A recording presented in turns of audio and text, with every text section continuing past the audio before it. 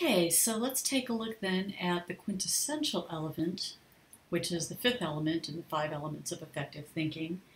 And the authors of the book claim that it's sort of an encompassing element. It's not really a standalone, it just sort of wraps up the other four. But I wanted to use this as a chance to summarize the book and talk about the intent. And I like what they say that the purpose of their writing the book and thinking about it in terms of the five elements is that we adopt the habit of improvement, that this becomes a habit of mind where we don't look at only our errors or only our mistakes or only our wins or successes, but we're always looking for ways we can change and evolve. And I like what they say about if you're able to change, then you're free about worry from mistakes or weaknesses, because that's just a sign to you that, okay, this needs to be adapted and shifted. And I really like that way of looking at things, and I think it's important that we look at that in terms of our kids as well. So, ability versus learning. Even though we can't all be world-class runners, we could all do better than we are today. Their claim is that it could take 10,000 hours of practice to become world-class at something. And there's the incremental progress. So as you get better, your learning gets better, and you learn better and faster, and that gets better, and there's this continual spiral up.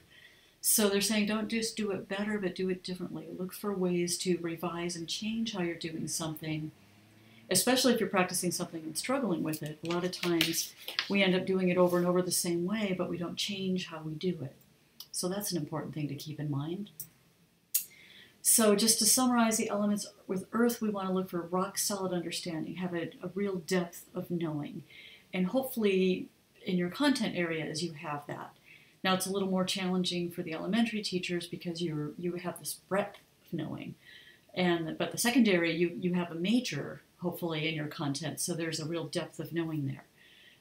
For the multiple subject candidates, it's more about a depth of understanding about teaching in general. And then as you go along, you will learn your content deeper and deeper as you go. Fire, failing on purpose and then learning from your mistakes. Air, creating questions. They talk about asking questions from thin air. So coming up with challenging questions, or even having your kids come up with challenging questions. Water, looking at the flow. Where did this idea come from? Where is it going? And the quintessential, cycling through these elements as part of the lifelong learning process. So what I'm going to have you do is write down a challenge that you're currently facing or a goal that you'd like to achieve and run it through the five elements, and you're going to do this on a response sheet. So thinking about earth, what do you already know about the topic? Where can you go for more depth? Looking at fire, what have you already experimented with? What steps or missteps can you make? Air, what questions do you need to ask in relationship to your goal or challenge?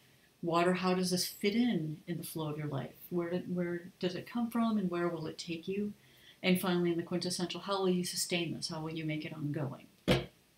So for an example, and I created this example about a year and a half ago, I'm looking at weaving more technology into my teaching, and this was even before I thought about teaching this class fully online. So if I run this through the different elements, the first thing I can look at is earth. What do I already know? Well, I had already done presentations with PowerPoints and Prezi and things like that, but not as much about formative feedback like in-class kinds of clickers and things like that. So where could I get more information? Well, certainly I have colleagues that I could go to, like John Bartelt, if you know him, or people that teach in online formats, listservs, YouTube for instructions on different things. And we have the Cafe, which is a tech support group on campus to support educators in using technology. Okay, so what are the things I'd already done? Well, I'd already used Google and Google Chats, PowerPoints, Prezi, some Poll Everywhere things, and different Blackboard tools. And I'd had varying degrees of success with those. And some of the things I can do, experiment more with Poll Everywhere, quizzes, looking at more online responses, which allows us to see as a class how we're doing, and that is more of a face-to-face thing. I'm experimenting more with doing this online as well. So what questions do I need to ask? Why don't I already use more technology? What will it take to weave more technology into my teaching, and how will this improve my teaching, your learning, and why should I bother? And I can answer every one of those as well. So in the water, how does technology support my current teaching? Well, if we look at the flow of education, obviously we are moving towards an increased use of technology.